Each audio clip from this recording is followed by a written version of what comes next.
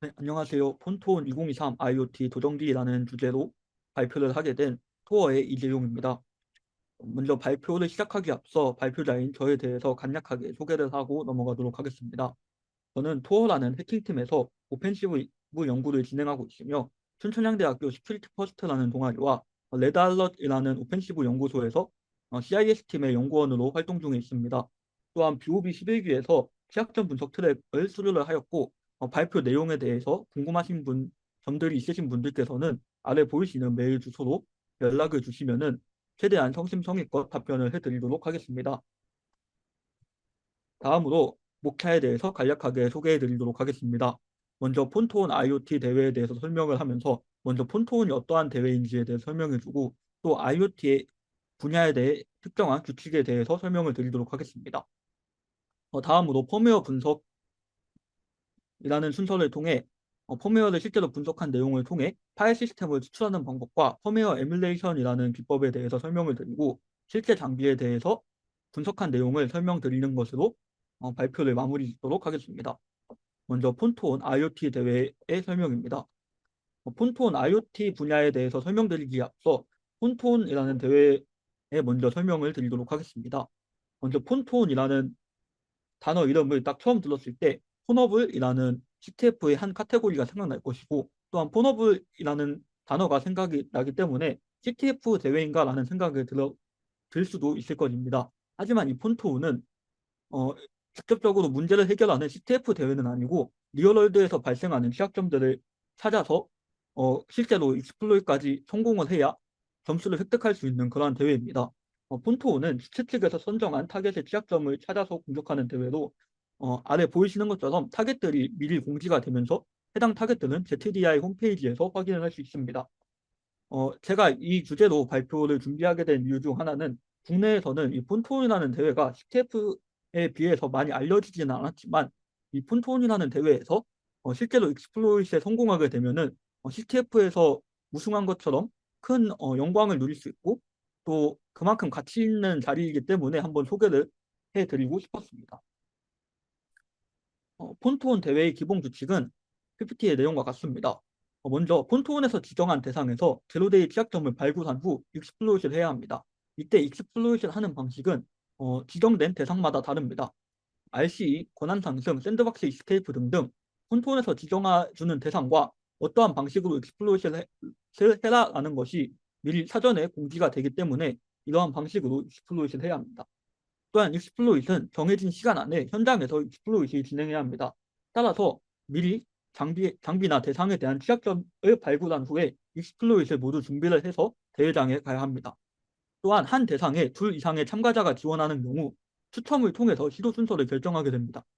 또한 익스플로잇을 성공하게 되면 정해진 상금과 마스터 오브 폰 포인트라는 것을 획득을 하게 되며 이 마스터 오브 폰 포인트가 가장 많은 참가자가 해당 대회의 우승자가 됩니다. 다음으로 폰톤의 각각의 분야에 대해서 설명드리도록 하겠습니다. 폰톤은 분야별로 각각 다른 날, 다른 장소에서 진행이 됩니다. 밴쿠버에서 진행되는 폰톤 같은 경우 유명한 소프트웨어를 대상으로 하는 대회이며 크롬, 사파리 등과 같은 브라우저, 또한 리눅스, 윈도우, 맥과 같은 운영체제, 그리고 VM웨어나 버추얼박스 등의 가상화 솔루션 같은 소프트웨어들을 대상으로 진행하는 대회이며 이런 대회 같은 경우 올해 기준으로 올해 1월에 공지가 되었고 3월 달에 시행이 되었습니다. 폰톤 토론토 같은 경우에는 아이폰, 삼성의 갤럭시 폰과 같은 모바일이나 IoT 기기들을 대상으로 하는 대회이며 이번 연도 같은 경우에는 7월 달에 공지가 되었고 10월에 시행이 되었습니다.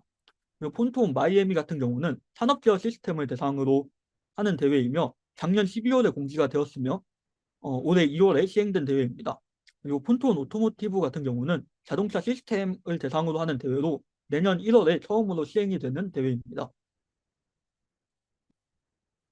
제가 이번에 설명드릴 것은 제가 어, 도전했던 폰톤 토론토를 대상으로 설명을 이어서 계속 진행하도록 하겠습니다. 먼저 폰톤 토론토는 모바일 기기, IoT 장비들을 타겟으로 다양한 카테고리가 존재하게 됩니다. 일단 기본적으로 익스플로잇에 성공하게 되면 위에 보이시는 상금과 마스터 오브 폰 포인트를 획득할 수 있으며 어, 핸드폰 카테고리의 경우 커널 권한으로 디플로이트에 성공하게 되면 5만 달러의 추가 상금과 5 마스터 오브 폰 포인트를 추가적으로 획득할 수 있습니다. 다음으로 IoT 장비에 대한 카테고리인데 IoT 장비에 대한 카테고리는 감시 시스템, 스마트 스피커, 프린터, 스마트홈 허브, 나스 등의 카테고리로 나뉘어져 있습니다. 각각의 카테고리에서는 모든 IoT 장비들은 RC 공격에 성공을 해야 공시되어 있는 상금과 포인트들을 획득할 수 있습니다.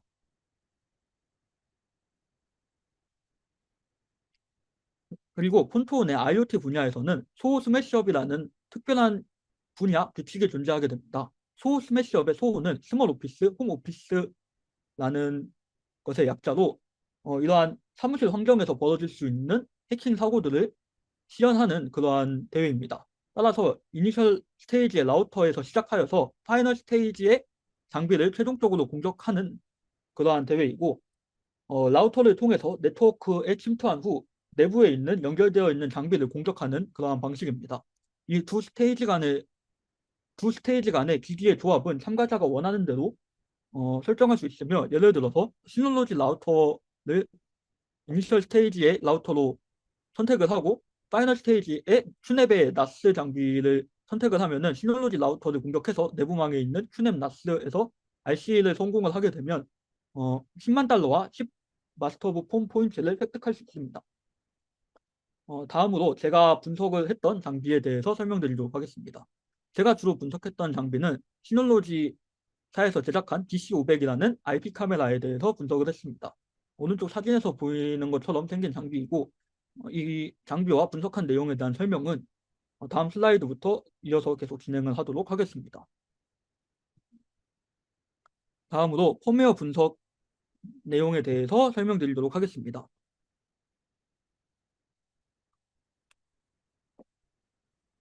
펌웨어 분석 내용에 대해서 설명드리기 앞서 먼저 펌웨어가 무엇인지에 대해서 설명을 드리도록 하겠습니다. 구글에 펌웨어라는 키워드로 검색을 해보았을 때 가장 먼저 용어 설명으로 나오는 글이 이 PPT에 있는 페이지입니다. 펌웨어는 컴퓨팅과 공학 분야에서 특정 하드웨어 장치에 포함된 소프트웨어로 소프트웨어를 읽어 실행하거나 수정하는 것도 가능한 영구적 소프트웨어를 뜻한다 라고 되어 있는데 이 좀 긴 말을 한 줄로 요약을 해보면 인베디드 장비에 전원이 들어오면서 함께 실행되는 소프트웨어라고 생각해 주시면 될 것 같습니다. 이러한 펌웨어를 구하기 위한 다양한 방법론들이 존재합니다. 먼저 가장 간단한 방법으로는 장비 제조사의 홈페이지에서 펌웨어 파일을 그냥 업로드를 해주는 경우가 있습니다. 이러한 경우에는 그냥 홈페이지에서 펌웨어를 다운로드 받아서 바로 분석해 볼 수 있는 경우이고 또 두 번째 방법으로는 와이어샤크를 이용하는 방법이 있습니다. 장비에서 펌웨어 업데이트 기능을 수행을 할 때 펌웨어를 제공해주는 서버와 통신하는 패킷을 캡처하는 방식으로 펌웨어를 추출할 수 있습니다.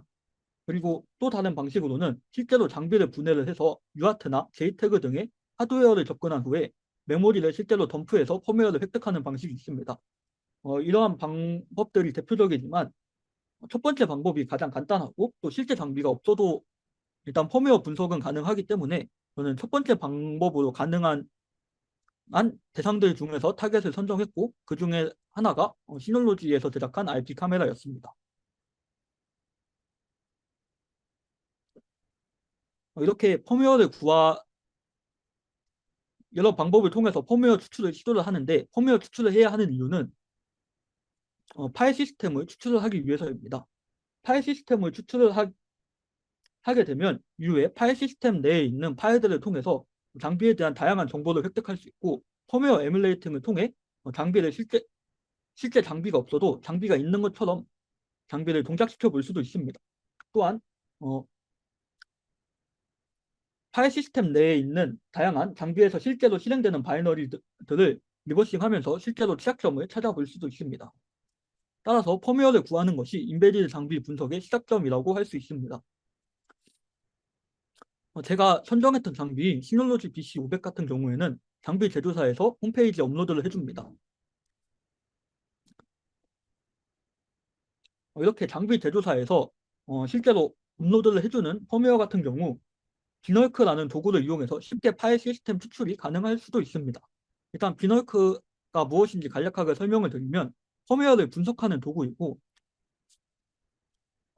어, 장비를 펌웨어를 다운받아서 파일 명령으로 확인을 해보게 되면 펌웨어 이미지라는 정보가 있습니다.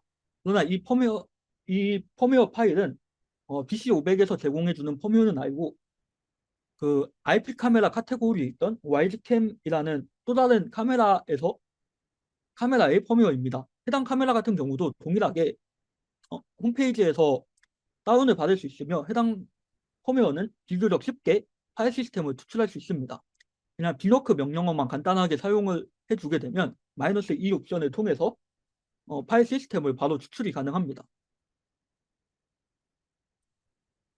이런 식으로 펌웨어를 획득을 하였을 때 비널크라는 도구를 사용을 해보시면은 생각보다 매우 간단하게 파일 시스템을 획득을 할 수도 있습니다. 그러나 제가 선정했던 시놀로지의 카메라 같은 경우 비널크로 추출하게 되면 바로 파일 시스템을 확인할 수는 없습니다. 파일 명령어로 펌웨어 파일을 확인해 본 결과 이전에 보았던 펌웨어 파일과는 다르게 파일 시스템에 대한 정보가 없고 그냥 데이터라고만 실행 결과가 나오는 것을 확인할 수 있었습니다. 또한 비널크로 해당 펌웨어 파일을 추출해 본 결과 파일 시스템은 나오지 않고 이렇게 헥사값 이름을 가진 다양한 바이너리들이 추출되는 것을 확인할 수 있었습니다. 이렇게 추출된 각 바이너리들을 파일 명령으로 하나하나 확인해 보았을 때 어떤 바이너리는 포직스 스크립트라면서 쉘 스크립트 파일인 경우도 있었고 또 어떤 바이너리는 ARM32비트 ELF 바이너리인 경우도 있었습니다. 해당 파일들을 각각 확인해 본 결과 이렇게 정상적인 파일들을 확인을 했고 이래서 저는 시놀로지사에서 파일 시스템의 파일 이름들을 난독화했나라는 추측을 하게 되었습니다. 따라서 그 추측에 맞게 파일 명령어로 각각의 파일들을 확인해 보면서 그 파일의 종류에 맞게 분류하는 작업을 자동화하는 스크립트를 작성하였고 파일에 따라서 바이너리 파일, 쉘 스크립트 파일, 이미지 파일 등등으로 디렉토리를 구분을 해서 분류를 하는 스크립트를 작성하였습니다. 이렇게 스크립트를 작성을 하고 분류를 하던 와중 UBI 이미지라는 파일을 발견하게 됩니다. 이 UBI 이미지라는 파일은 펌웨어 파일 시스템에서 자주 사용되는 이미지 형태이며 해당 이미지를 이용해서 파일 시스템을 추출을 할 수 있습니다.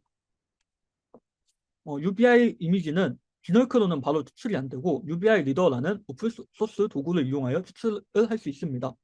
UBI 리더는 UBI 파일 시스템 이미지를 분석하고 추출할 수 있는 파이썬 모듈이기 때문에 PIP로 간단하게 인스톨을 할 수 있습니다.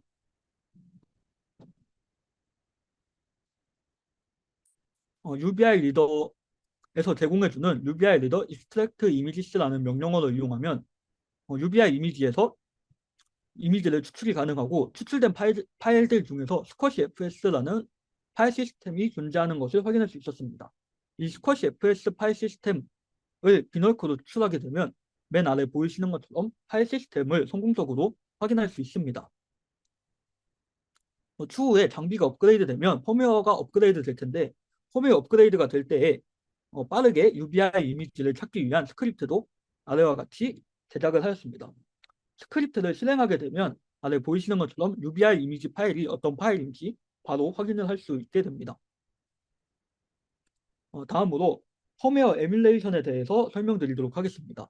펌웨어 에뮬레이션은 특정 장치의 펌웨어를 소프트웨어적으로 가상화하는 것으로 펌웨어 에뮬레이션을 통해 실제 기기가 없이 IoT 장비를 동적 분석할 수 있습니다.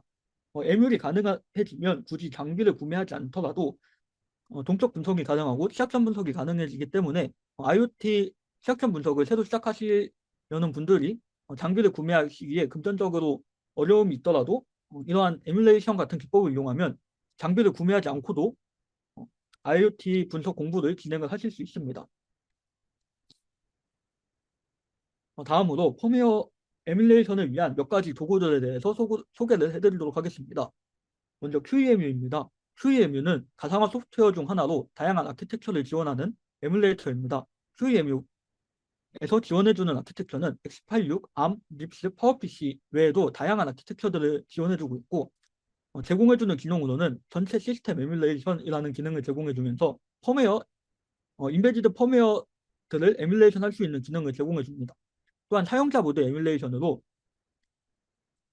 다양한 아키텍처들로 컴파일된 각각의 바이너리들을 실행할 수 있는 그러한 에뮬레이션 기능을 제공해주고, 또한 가상화 기능으로 버추얼박스나 VM웨어 같은 가상머신 기능도 FreeMU에서 제공을 해주고 있습니다. 다음은 시놀로지 BC500 카메라를 실제로 에뮬레이션 하는 모습입니다. chroot 명령어를 실행하게 되면 QEMU 시스템이 설치가 되었을 경우 QEMU로 자동으로 실행을 하게 됩니다. 따라서 chroot로 QEMU를 실행한 이후에 웹D라는 바이너리를 실행하게 되면 이렇게 웹 서버가 잘 동작하는 것을 확인할 수 있습니다. 웹D 바이너리는 시놀로지에서 사용하는 웹 서버를 실행하기 위한 바이너리입니다. 다음으로 소개해드릴 도구는 퍼머다인이라는 도구입니다. 퍼머다인은 인베디드 펌웨어 에뮬레이션을 자동화해주는 도구입니다.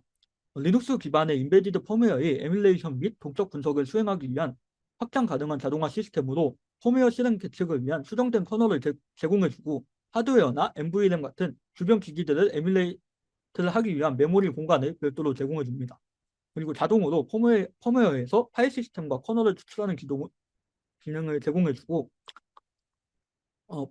디버깅을 하기 위한 추가 쉘도 생성해줍니다. 또한 42개 이상의 벤더사에서 펌웨어를 자동으로 다운로드해주는 스크래퍼 기능도 퍼머다인에서 제공을 해주고 있습니다.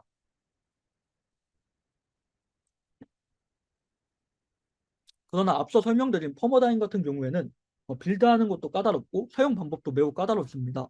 따라서 F8라는 퍼머다인을 자동화해주는 스크립트가 HTI FY사에서 개발을 했습니다. 또 HTI FY에서는 인베디드 장비 분석을 위한 도구들을 모아놓은 OS인 HTFI OS라는 운영체제도 만들어서 제공을 해주고 있는데, 해당 운영체제에는 인베디드 장비 분석을 하기 위한 아두이노, 비너크, 또 퍼머다인과 F8, 빌드라, GNU 라디오 등등의 도구들을 전부 다 빌드된 상태로 제공을 해주고 있습니다. 따라서 퍼머다인과 F8 빌드하는 것 자체만으로 상당히 까다롭기 때문에 해당 OS를 가상머신에 올려서 분석을 할 때 사용하시면 잘 빌드된 환경에서 퍼머다인과 F8를 사용을 하실 수 있습니다. F8는 사용법이 매우 간단합니다. 그냥 파이썬 명령어로 F8를 실행하고 펌웨어를 인자로 두고 F8 파일을 실행만 하면 되기 때문에 사용법이 매우 간단함에 비해 비널크로 바로 풀리는 스쿼시 FS 파일 시스템의 펌웨어는 아래 보이시는 것처럼 바로 에뮬레이션이 되는 것을 확인할 수 있습니다. 사용법이 간단함에 비해 에뮬레이션이 성공하게 된다면 할 수 있는 게 굉장히 많아지기 때문에 펌웨어 분석을 할 계획이 있으신 분들은 한번 시도해 볼 만한 그러한 방식이라고 생각합니다. 다음으로 실장비 분석에 대해서 설명드리도록 하겠습니다. 먼저 시놀로지 BC500 같은 경우에는 CGI를 통한 웹페이지로 장치 관리 페이지 및 실시간 촬영 영상을 제공해 줍니다. 실시간 촬영 영상은 RTSP 프로토콜을 통신하며 RTSP 클라이언트로도 접근이 가능합니다. 아래 보이시는 화면은 VLC 미디어 플레이어라는 프로그램을 통해서 RTSP 주소를 넣어서 실제 화면을 본 장면인데, 물론 웹서버에 접속했을 때와 동일한 아이디와 패스워드, 자격 증명이 필요합니다. 제가 주로 분석했던 바이너리는 CGI 바이너리입니다. 먼저 CGI에 대해서 설명해 드리자면, 커먼 게이트웨이 인터페이스의 약자로 CGI에서 서버의 행위나 DB 관리를 처리하는 그러한 바이너리가 CGI입니다. CGI는 간단하게 생각하시면 C로 작성된 웹 백엔드 파일로 생각하시면 될 것 같고, 바이너리 형식이기 때문에 웹 페이지를 공격하더라도 C로 작성된 바이너리이기 때문에 버퍼 오버플로우 같은 메모리 커럽션 취약점이 발생할 수 있습니다.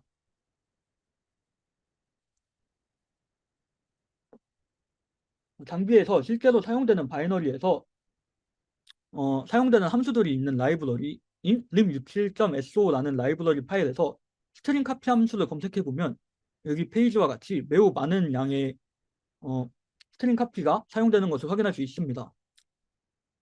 실제로 스트링 카피를 사용한다고 해서 다 취약한 것은 아니지만 장비 자체에서 이렇게 많은 취약 함수를 사용한다는 것만으로도 굉장히 많은 취약점이 발생될 수 있는 요건이라고 생각합니다. 실제로 취약점을 트리거할 가능성이 있는 함수를 한번 분석해 보았습니다. libutil.so 라이브러리에 정의된 pgeoget 함수의 일부분인데 해당 함수에서 사용되는 스트링 카피의 경우 인자로 파라미터 두 개를 전부 다 문자열의 길이가 변환될 수 있는 문자열로 받기 때문에 버퍼 오버플로우 취약점이 충분히 가능한 그러한 함수입니다. 그래서 그랩 명령어를 통해서 이 취약한 함수인 pgeoget 함수를 사용하는 바이너리들을 찾아보았더니 이렇게 굉장히 많은 바이너리들을 찾을 수 있었습니다. 그랩 명령을 사용할 때 옵션과 함께 사용하게 되면 지정한 디렉토리에서 파일 디렉토리를 포함한 모든 파일을 탐색하기 때문에 어, 취약한 함수를 사용하는 바이너리를 찾고 싶을 때 간단하게 사용할 수 있습니다. 다음으로 storage.cgi라는 파일에서도 취약 함수를 호출하는 부분을 발견했습니다. 첫 번째 그림에서 보이시는 001C3A4 함수 내부를 계속 타고 들어가다 보면 001C054라는 함수를 호출하게 됩니다. 해당 함수에서는 스트링 카피라는 함수를 통해서 취약 함수를 사용하고 있고 버퍼 오버플로우가 가능하지 않을까라는 생각을 하게 되었습니다. 일단 storage.cgi는 SD카드 관련 기능을 처리하는 함수이고 취약 함수를 호출하는 부분을 좀 더 자세히 분석해 보았더니 복사되는 버퍼 크기 주소는 0x1000만큼으로 총 4096바이트만큼의 크기가 복사가 되기 때문에 그만큼 이상의 버퍼를 입력을 해야 버퍼 오버플로우가 발생됩니다. 또한 delete라는 기능을 수행을 할 때 해당 함수가 실행이 되는데 delete는 웹페이지 내에서 SD카드에서 특정 파일만을 삭제하는 기능은 없었기 때문에 그냥 포맷을 할 때 함께 수행되는 코드라고 판단하였습니다.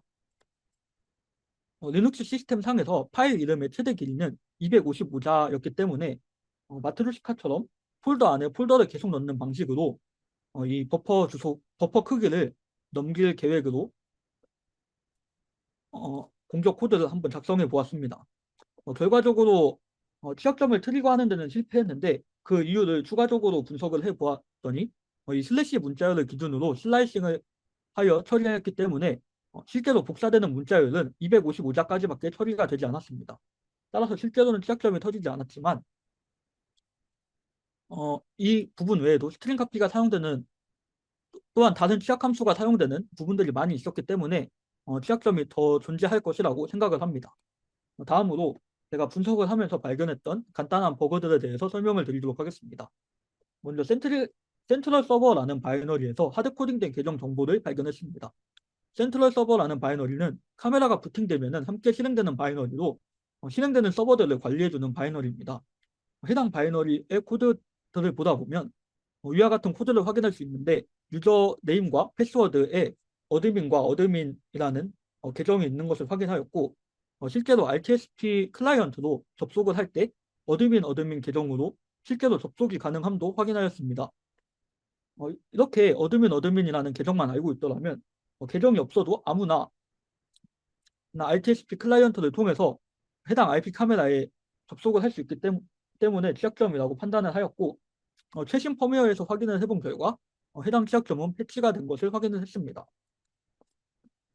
다음으로 발견한 버그는 계정을 생성할 때 또는 계정을 수정할 때 필터링을 우회하는 방법입니다.